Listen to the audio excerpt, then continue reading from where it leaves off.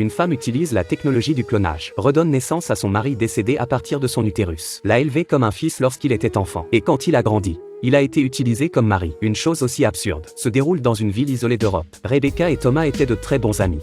Mais parce que ses parents l'emmenaient au Japon, les deux enfants ne se sont jamais revus. 10 ans passent. Rebecca devient une jeune fille mûre. Elle retourne dans la maison de son enfance pour retrouver Thomas. Dès qu'ils se sont rencontrés, un lien merveilleux s'est créé entre eux. Le compagnon de jeu de l'enfance s'est naturellement transformé en amant. Ils passaient presque tout leur temps ensemble, essayant de rattraper tous les jours qu'ils avaient passés séparément. Un jour, Rebecca et Thomas étaient en voyage d'affaires. Elle est sortie de la voiture et s'est éloignée un peu pour admirer la vue.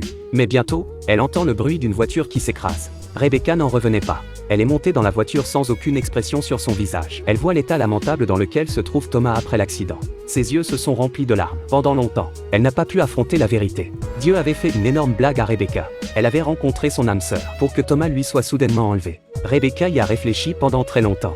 Elle n'arrivait toujours pas à l'accepter. Il existe une technologie dans le présent qui pourrait lui ramener Thomas, mais seulement avec l'aide des parents de Thomas. Rebecca est venue leur parler aujourd'hui de ce qui suit, de la possibilité de reproduire les gènes de Thomas. Sa mère est très opposée à cette idée.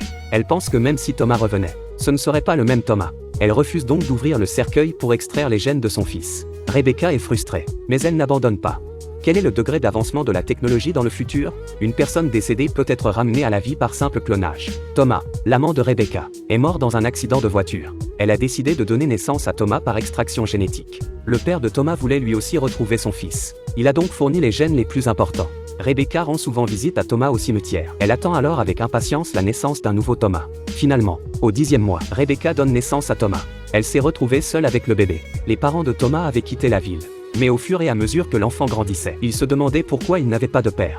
Rebecca a dit que son père avait eu un accident de voiture avant sa naissance. Ils n'étaient plus que deux à dépendre l'un de l'autre. Rebecca a grandi avec Thomas. Elle n'a jamais manqué une étape de sa vie. Il y a un autre enfant cloné dans la ville. Elle était considérée comme une anomalie parce que Thomas jouait avec des filles. Elle a été rejetée par les autres. Les parents n'ont pas autorisé leurs enfants à venir à l'anniversaire de Thomas. Pour éviter que l'identité clonée de Thomas ne soit découverte, Rebecca a décidé de quitter la maison. Elle a des sentiments mitigés à l'égard de Thomas. Une relation mère-fils mais pas aussi pure. Jusqu'à ce que Thomas grandisse et ramène sa petite amie. Les sentiments enfouis de Rebecca ont été ravivés. Un jour, elle n'a pas pu résister à l'envie de monter dans le lit de Thomas.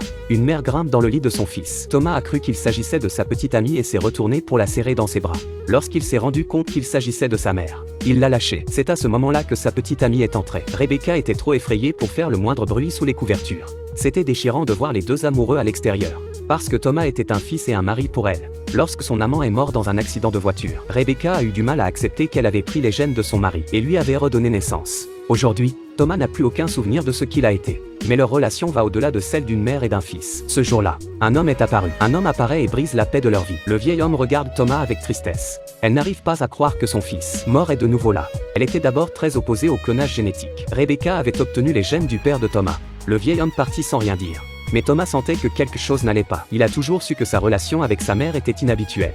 Il essaie d'obtenir des réponses de Rebecca, mais elle ne voulait rien dire. La personnalité de Thomas change alors radicalement. Ses crises soudaines à table. Il a fait fuir sa petite amie. Rebecca décide alors de tout lui raconter. Elle évoque tous les souvenirs d'elle et de Thomas, et le clonage génétique. Thomas est dans un état de confusion. Il ne comprend pas s'il est le fils ou le mari de Rebecca. Et finalement, incapable de supporter cette relation monstrueuse, il a quitté Rebecca pour de bon, tard dans la nuit.